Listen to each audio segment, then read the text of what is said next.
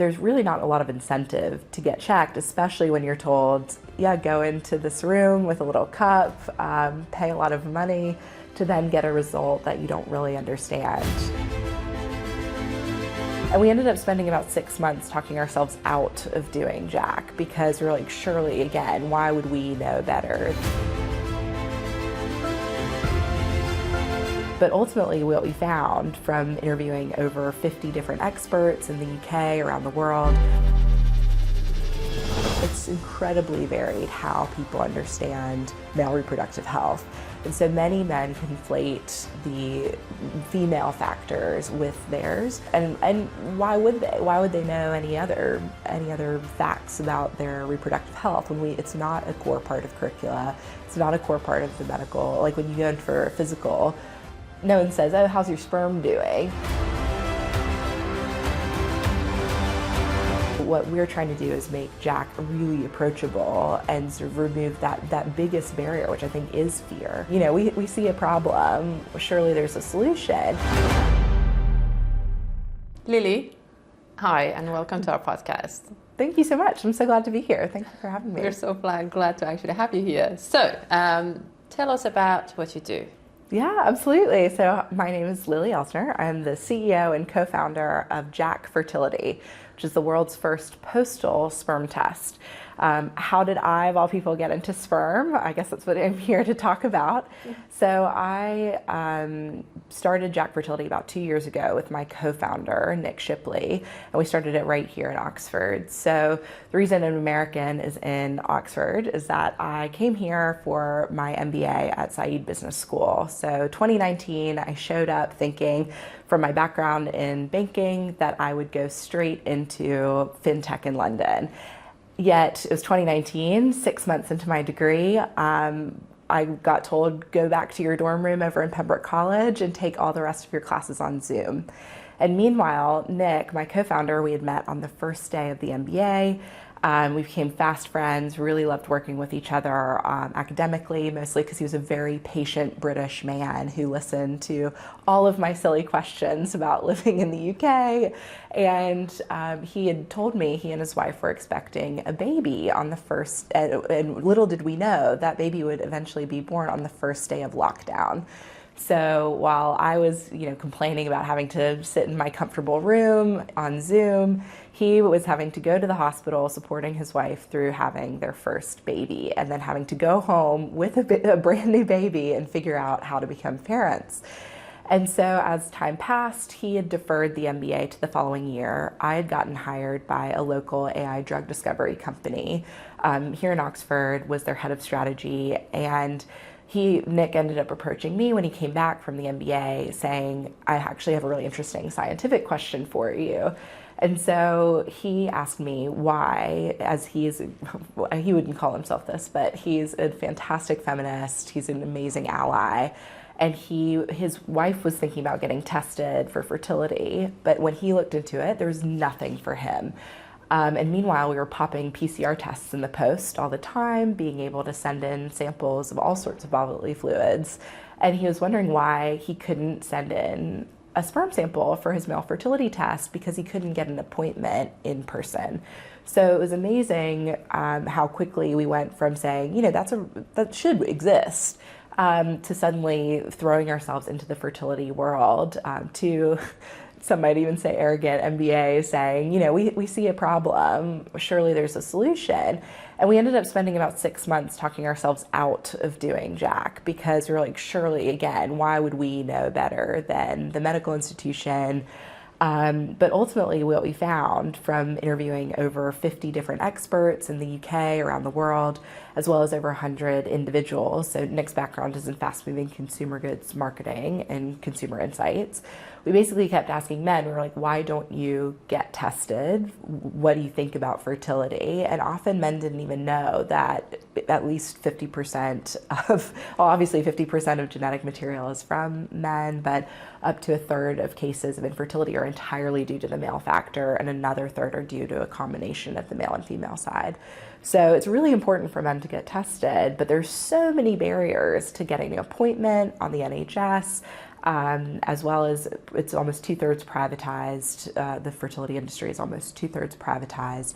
So there's really not a lot of incentive to get checked, especially when you're told, yeah, go into this room with a little cup, pay a lot of money to then get a result that you don't really understand. And so we just saw this as a massive opportunity to bring humanity to the process and be able to really get people to get tested so that they can begin a journey of self-optimization, really. So once people get tested, they can find out how to optimize their sperm health or quickly get rooted to treatment if there's a sort of deeper issue going on, or they can just be really proud of the amazing sperm health that they've achieved while also monitoring to see if there will be any issues when they choose to conceive. Thank you. This is such a brilliant idea. Oh, thank you. It's very interesting because as you were talking about it, the question that I had in my head is like, so why is it that it hasn't been out there to date? Do you know why? So why doesn't it exist? There are a few reasons why. The first one is really thinking about the technology. So there is a certain amount of tech that we've had to build to be able to make this test work. So that is really being able to account for degradation once sperm goes into the post. So normally sperm dies within an hour of leaving the body. And so we've had to make sure that we extend the life of the sperm cells so that they're testable and alive and we can give an accurate picture when we test. But really the bigger picture question is, why isn't male fertility treatment and assessment more acceptable? And I think just strongly put, it's never been a priority. And within our society, I think when I say the word fertility, what gender comes to mind? And even more so, I think there's a lot of fear surrounding the male factor and there's a lot of misinformation. So I think men and frankly, health practitioners in general, it's incredibly varied how people understand male reproductive health. And so many men conflate the female factors with theirs. So for example, many men we found in our research believe that they have a set amount of sperm throughout their entire life and that it can't change. And why would they? Why would they know any other facts about their reproductive health when it's not a core part of curricula? It's not a core part of the medical. Like when you go in for a physical, no one says, "Oh, how's your sperm doing?" And until it's time to conceive, and even then, many men don't have, and people with sperm don't have a relationship with their primary care physician in a way where they would say, "Hey, we're thinking about trying to conceive." We just don't really have the language for that. On the other side, what we found within the fertility field is that as much as the fertility doctors would want to treat men, it's really not necessarily in the interest of not only the fertility business, but also in terms of the patients, just because sperm is selected when people go down the route of IVF. And so often people will have enough healthy sperm that it can be selected for the procedures without taking a step back and saying, actually, a lot of infertility is almost entirely preventable by simply having the test a sperm test done, understanding the results, and then creating a pathway to optimization, which would be, say, for example, getting sperm tested today, getting the results in a few days would allow you to make lifestyle changes if that's the issue, or even identify a physiological factor that may be affecting sperm quality. So you might say, actually, rather than needing IVF today, you might give yourself 6 months. And this is what we're trying to get people to do with Jack, is to test, a year or 2 years before they're thinking about having children. And again, empowering men and people with sperm to be able to have a robust relationship with their reproductive health care and saying, actually, yes, I think I would like to have children one day. I don't need to wait until I'm actively trying to conceive, or even if I'm considering alternative methods for building a family, to look into my sperm health. I could know now. And I think that's really scary because many men worry that they're infertile, and it's a really deep part of how people conceive themselves, much less trying to think about it as a healthcare issue. So what we're trying to do is make Jack really approachable and sort of remove that biggest barrier, which I think is fear. And then, of course, I'd love to take credit for us being, the geniuses who came up with the postal sperm test. But another fun fact that you and the listeners might enjoy is that it's really common in livestock, actually, for artificial insemination is the standard in most type of livestock reproduction. And it's really common within the livestock industry to send sperm samples through the post, and so it's really not too far out of the imagination to do so with human samples. But we will not be doing it for fertility purposes, just to make that clear. In terms of numbers and statistics, how do they look like at the moment, going to the problem that you're trying to solve? Yeah, so sadly, this is a growing market. So when we started the company a couple of years ago, the statistics were much closer to 1 in 8 couples will experience infertility. Sadly, those numbers have increased to 1 in 6 couples will experience infertility. But that's even the people who are actively trying to conceive at the moment. Historically, sperm counts have been quite high until about the 1970s, when we started seeing a phenomenon that we like to call spermageddon, which is really this alarming trend that sperm count is over halved since the 1970s. So around the 1970s, sperm count started declining about 1% per year, and since the year 2000, it's accelerated to about 2.5% per year. So currently, as Nick likes to say, his father is twice as fertile as he is, and then his baby son that was just born will likely be half as fertile as Nick currently is, which just brings, again, the humanity home to the fact that through no fault of most of us, I think the major drivers, obviously that's a really shocking statistic, but there are a number of drivers which are causing this. The first is our modern lifestyle. So just the ways that we live our lives, a lot of the environmental factors is the second piece. So endocrine disrupting chemicals in our ecosystems, rising heat throughout the world. And then finally, there are always going to be genetic factors, but the rate of those is increasing as well. So it's not a great picture in terms of the trends that we're seeing. And this is, again, an impetus for why we decided to choose Jack to work on a screening aspect rather than looking solely at diagnosis of male infertility. Male infertility is actually defined as actively failing to become pregnant after a year of actively trying. So that's the other thing, is often people say, oh, I'm worried that I'm infertile. And I have to say, well, actually you can only be infertile if you're trying to conceive. The other way to think about it is just, it's much like having a cold in many cases, anything from infections, from a lot of other, again, lifestyle factors, we broadly call it, but there's so many issues that could be affecting sperm. And again, even I find myself taking a step back, and I'm like, I never thought I would be sitting here talking so freely about sperm, but even that is just, it's such a taboo issue. And I think because no one's been talking about this for so long, and it's been such a source of shame and stigma, that has all led to the conditions that have led to this sort of what we're again calling spermageddon, which is this trend that if we follow this trend with the 2.5% and potentially even hastening every year on this is a global scale. This isn't just Western Europe. We're seeing this all across all the continents. We're going to have a case where, worst case scenario, by the mid-2040s, most people are going to need some form of technology or assistive reproductive technology to have children. So that's why we were like, let's get people testing, because once people know what's going on with them, they can be empowered to not only make changes within their lifestyles, as well as being able to say to their primary care provider or to a fertility specialist, this is what's going on with me, and people can actually get access to the healthcare that they really need.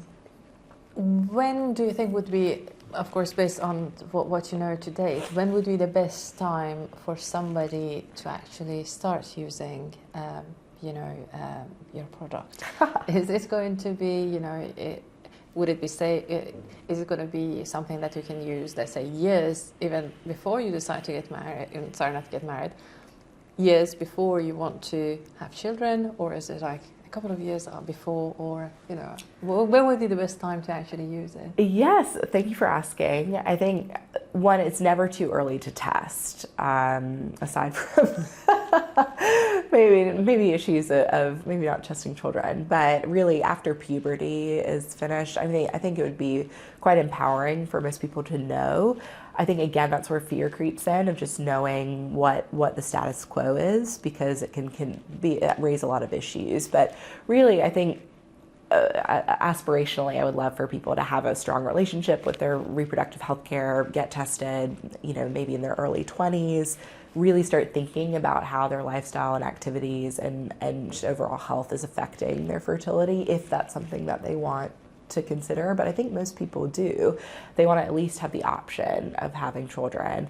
The other thing I haven't mentioned also is paternal age is a big factor in a lot of things that we're seeing from a population health perspective. So for example, many fathers who are over about 45 tend to have children who have negative health outcomes. So higher rates of autism, higher rates of other chronic diseases, genetic abnormalities, as well as just far less healthy pregnancies. And so there's a lot that can be done when people are trying to have families later. Again, optimizing their lifestyles and being able to really understand how to best prepare for pregnancy or for conception. But to your question, really what people should be doing is at least about 6 months before they try to conceive, they should get tested and really understand not only what the status quo is, because they could have, even really healthy people have quite unhealthy sperm, and vice versa sometimes, right? There's a genetic factor as well. But really, again, knowing as much as you can and then being able to see the change, getting tested multiple times. So sperm regenerates every 74 days, which is why I sort of mentioned this iterative testing approach, is that if you get tested today, you can know what your current health is, make those changes, and you'll see the results in the sample within about 90 days. So when we're saying, that's a good quarterly cadence that most consumers would be familiar with, testing once and then seeing how that's changed, while understanding that sperm is really dynamic. So for example, even just being quite ill for a bit can change the quality of the sample. As well as identifying infections. So lots of different types of infections, whether they're sexually transmitted or other types of infections, can really hamper fertility. And so even getting that identified through the process of having a semen analysis can also make massive changes for someone. So I think just really taking away this fear and the stigma around fertility testing and thinking of it much more as just another aspect of healthcare is really what people should be doing. But yeah, that would be my advice to anyone. What you have started is very fascinating, and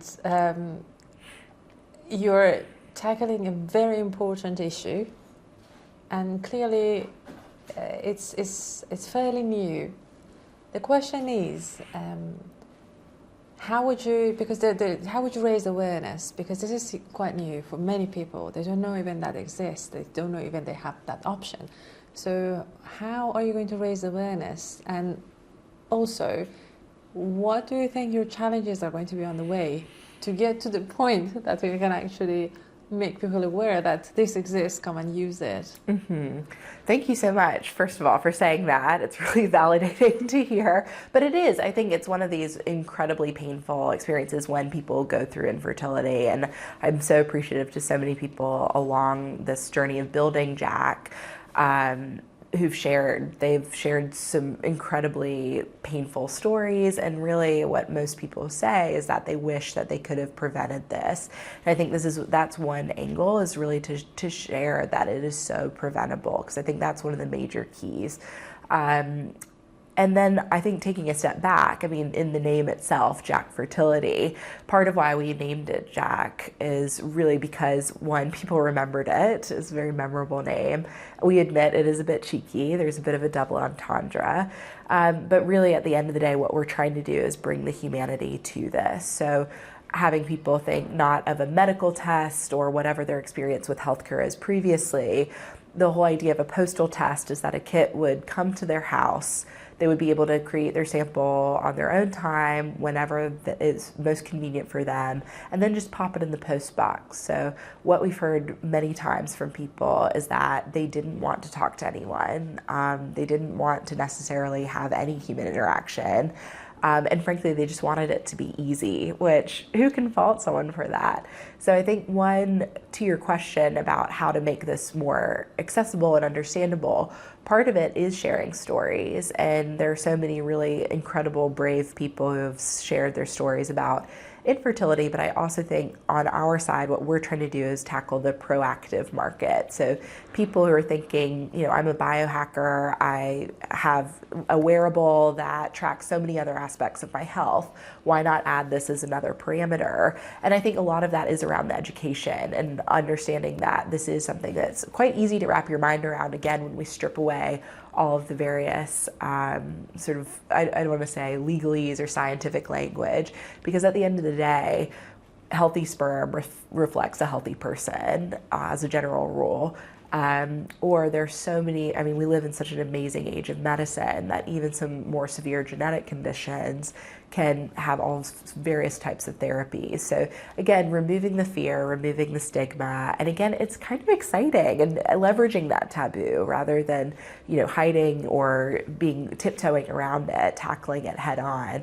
And excitingly, I also think this is a great time within social media, even literally this morning, Stephen Bartlett in the Diary of the CEO interviewed a major researcher in men's health who was talking about the phenomenon of the sperm decline and about the relationship of sperm and overall health.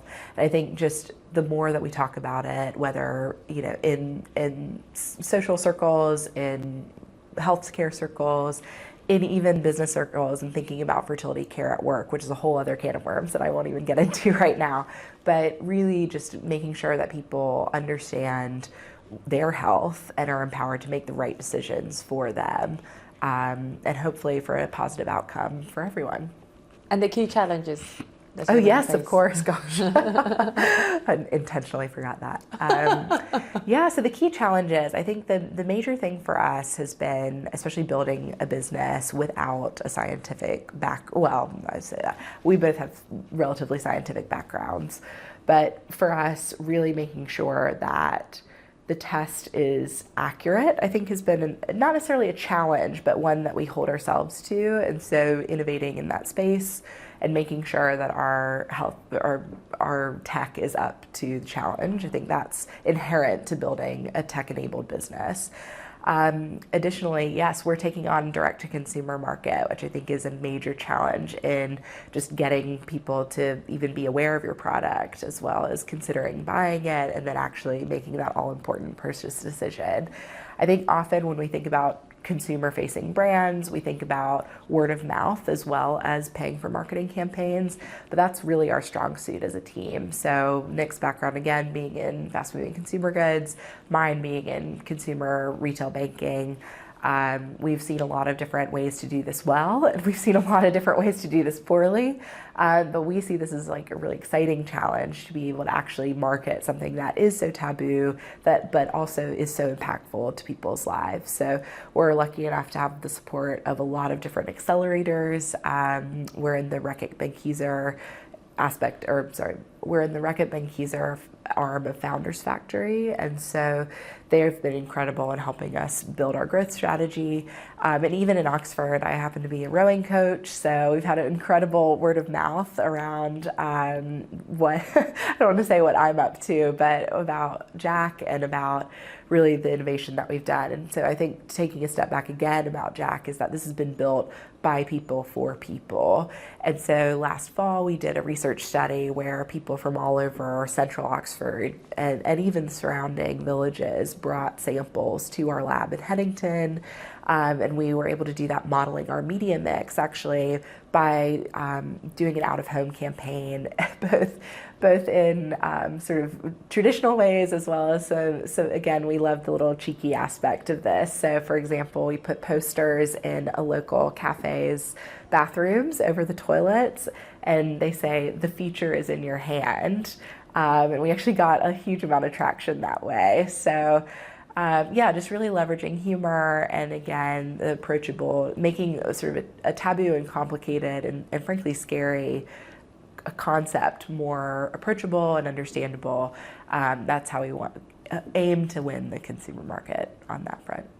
No, it's brilliant because it is, like I said, you're tackling something very important, and it's, whatever way is going to work to make that message across. I think it's well worth doing. Why not? Especially, your way seems to be a very interesting, interesting one as well. So yeah. Thank you. Well, and I think that's where it's exciting and again, innovation in another way as well. Because I think traditionally, and particularly in the last couple of years, we've seen so much incredible technical innovation. But often, and what I found from working in AI drug discovery locally as well, is that we are so focused on making really great tech, but then when it comes to commercializing it, we just even being consumers ourselves out in the modern world, we've struggled to think about how to sell some of these items. And it's easy to sell things when you believe so much in the mission and you know what the impact is. I don't envy folks who are trying to sell things that have potentially a less mission driven core.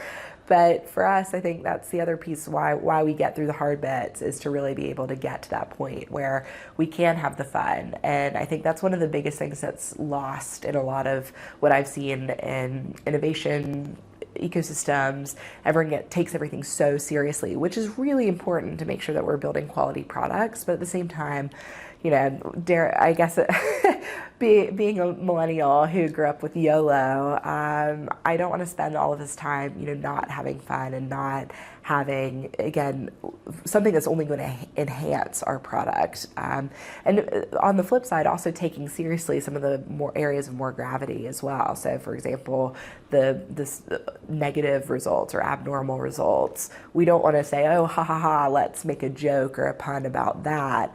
Really understanding what people not only want, but what they need, and understanding also how to prioritize that when building a product and also marketing it. So thank you for your support. I appreciate it.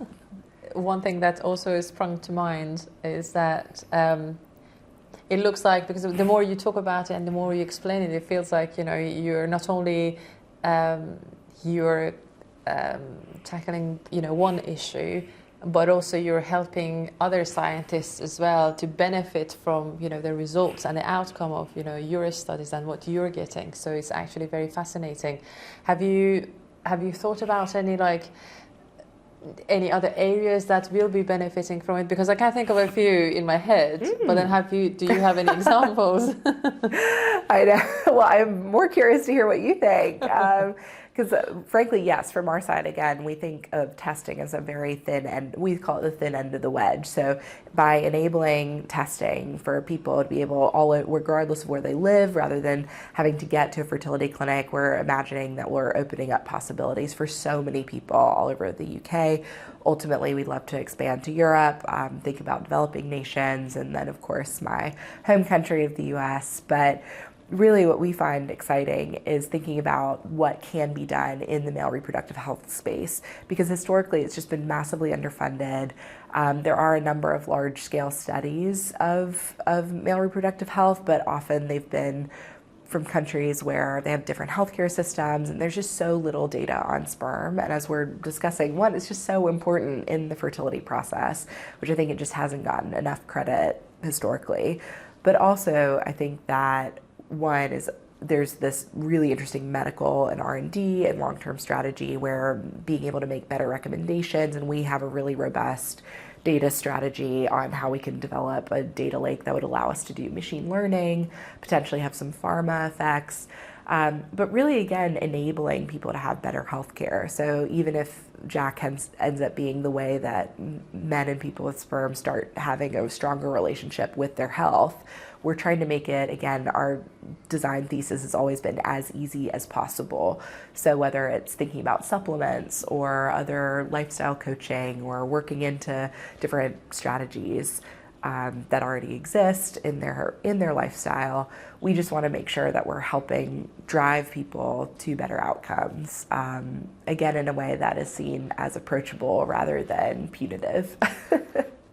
So The other question that I have is around examples. Do you have any examples of, people who have gone through the process and anything that you would like to share with us? Yes. Oh my gosh, I could really talk your ear off about all of this. But a few come to mind. So for example, and again, I really have to shout out, thinking about the local aspect of this. I mean, Jack is really an Oxford grown solution. Not only did Nick and I meet here, but our embryologists have all been from the university, an incredible scientific advisor who she's worked her entire life basically in fertility clinics because her dad is a fertility physician in Canada.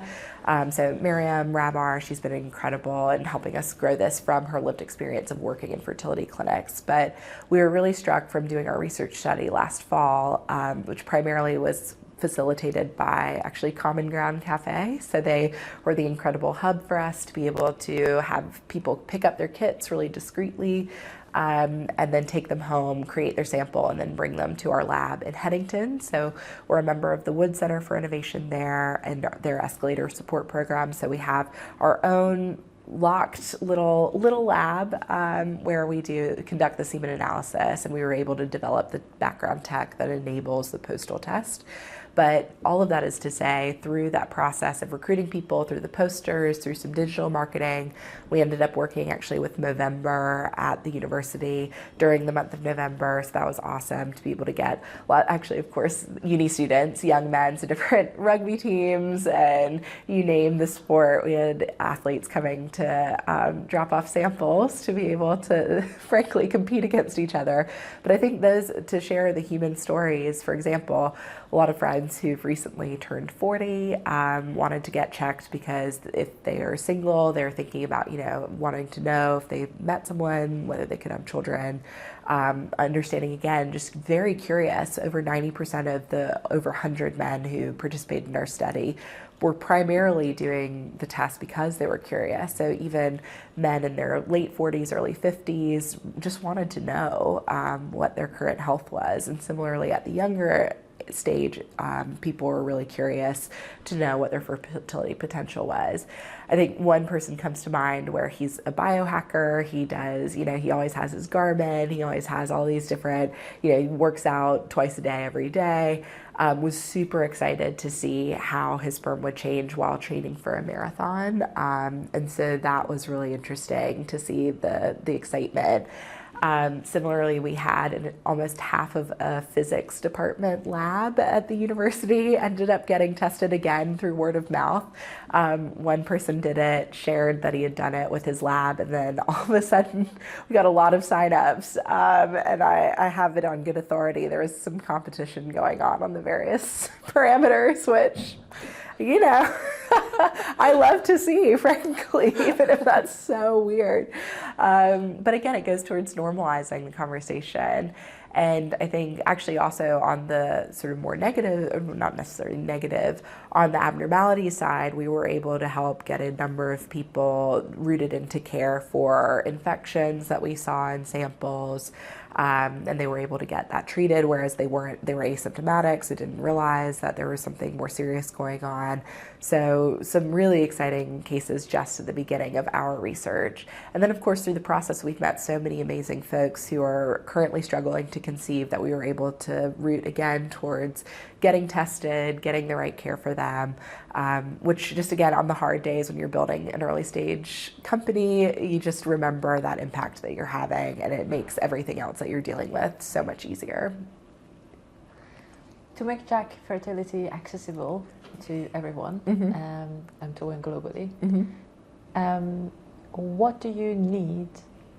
So if somebody is listening to this or hearing or watching this, what are the things that you need in order to help you to get there? Capital.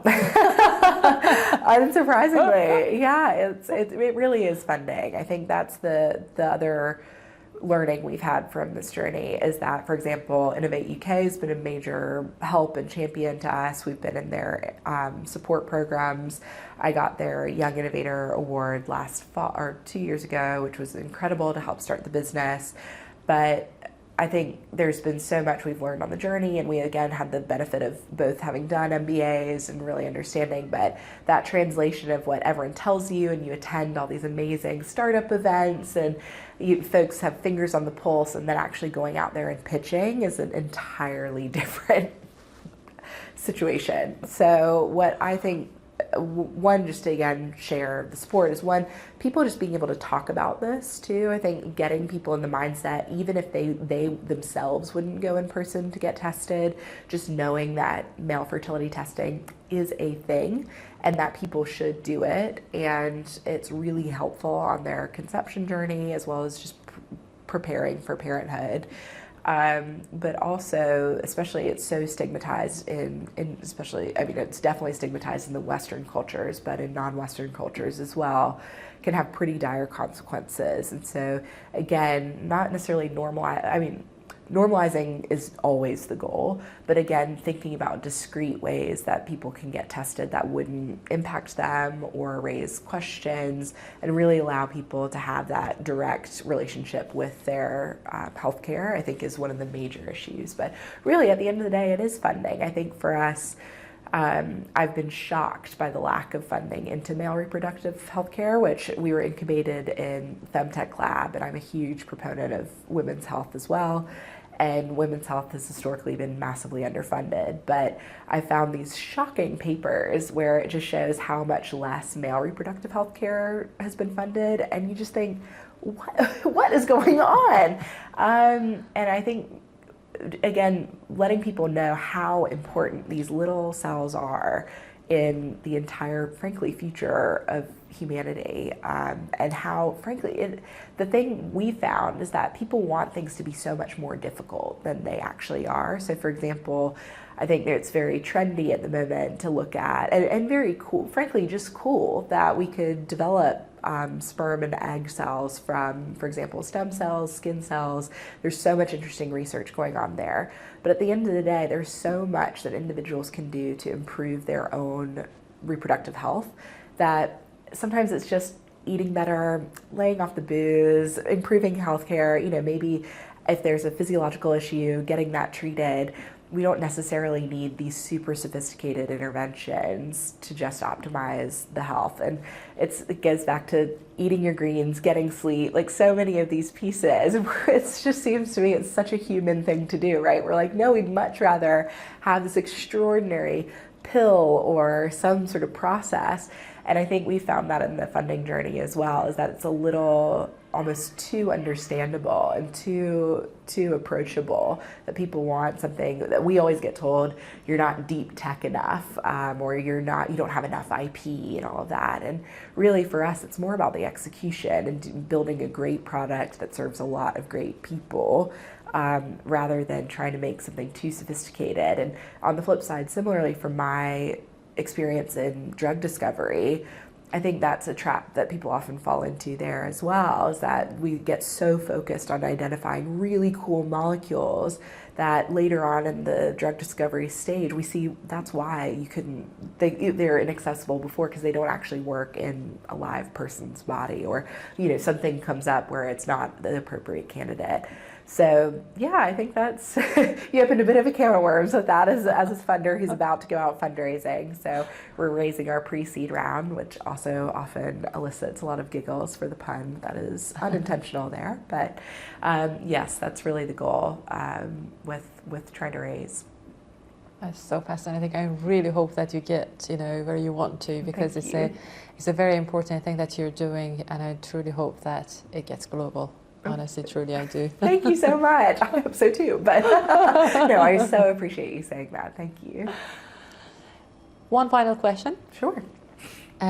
This can be based on your personal experience as an entrepreneur, or it can be based on what you do, as the Jack Fertility, mm-hmm. regarding that. If you were to give a piece of advice to someone who is listening or is watching this, what would that be? What a fantastic question. I think a piece of advice I would give to someone who's considering starting a venture is, frankly quite boring, which is know that you care about it. Because I think Nick and I both, when we were developing this, we were privileged enough to be coming out of the MBA, and I think neither of us really loved our corporate lives before, but they do afford a lot of stability and innovation and all of the things that you're searching for in a career. But what I found, there were certain things that I had always been missing, and that in roles, in different opportunities I had had, where I knew they just weren't right for me. And I think that's the thing that people, and frankly, hopefully regardless of anyone's background who's watching this, is really understanding yourself and whether, one, you want to become a founder. I think there's a lot of pressure at the moment for everyone to need to be a founder of everything. And I meet a lot of folks at startup events where they're saying, I just don't have an idea. And not everyone has to have an idea. Like Nick and I really stumbled upon this because we had such a drive to fix this core problem. And fellow founders ask each other all the time, like, what is the problem we're really trying to solve? And being really clear on that, because it is a brutal journey. And I think there's also no shame in starting something and then realizing it's not a business. The biggest issue I frequently see, particularly in Oxford, not only at the university, but among my friends that I've made at the Barclays Eagle Labs, at some of the amazing things that I've met at the libraries events, is that people are really passionate about solving a problem and get so focused on having a startup that does it, that they realize that they miss the fact that it's actually a really great charity, a really great nonprofit, a really great social enterprise, and get so focused on this venture ecosystem, whether it's for funding, whether it's for just the way they're trying to build their solution. And I think challenging folks to think about why they're building a company, is that right and the right role for them to do that, and should it be a company at all, would be my major questions. And hopefully that advice would be, consider those at the beginning rather than putting a huge amount of blood, sweat, tears, stress, the list goes on, into something where you're doing this for a reason, for sure, but doing it in a way that prevents you from burnout or from just taking too many missteps. But also, also take what I say with a grain of salt, because most of it is just doing it. And that's what I've challenged myself and my team to do all the time as well, is that we get to be such perfectionists. And we learn more from our mistakes than we have from our wins in a lot of cases. So just do it. It's my advice. Lily, it was such a pleasure to have you. Thank you so much. And thank you for sharing your journey. And also, I really wish you all the best. It's such a rewarding work that you're doing, and I wish you all the best. Thank you so much. Thank you. Thank you so much for having me and for the amazing questions, and really for the support that's going to buoy me through the rest of the week. Oh, that was our pleasure. Thank you. Thank you.